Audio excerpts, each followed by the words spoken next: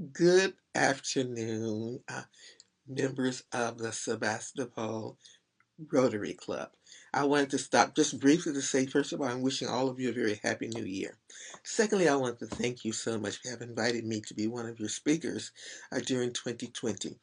I'm particularly happy that you invited me to speak, to have an opportunity to tell my story as a black woman, particularly living here in the United States, my home, and particularly having me tell you the story that spans generations that come very closely, and we can touch it on both bookends.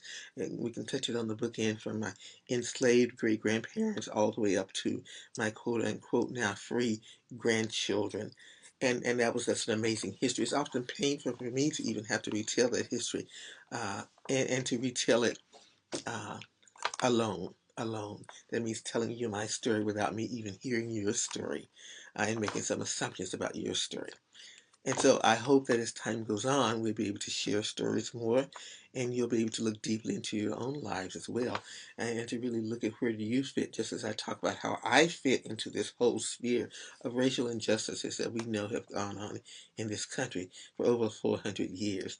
And just as I know that over 400 years that the notion of white supremacy is alive and well, and that it is a notion that was deliberately put into place to actually make sure that those of us who were black were kept in our place and were enslaved. Unfortunately, some of those systems and processes have spilled over and have remained across centuries now, and they now not only affect those of us who happen to be blacks with a history and ancestry of people who were brought here and enslaved, but it has also spilled over to other areas now. And so now we see it with many other disenfranchised groups who really don't fall into what has been decidedly uh, a supreme, pure white race.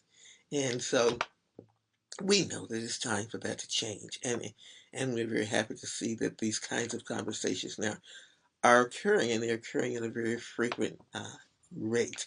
And I'm glad to see that Sebastopol Rotary has taken it upon itself to be able to look into itself and to be able to see, what does this really mean to me? Because just because we're not experiencing life the same way at the same time in the same places does not mean that those things are not occurring, does not mean that racial injustices are not occurring, does not mean that there are not systems and processes that are in place that are making it very difficult for this country to come together and to be the kind of country that we would all want it to be.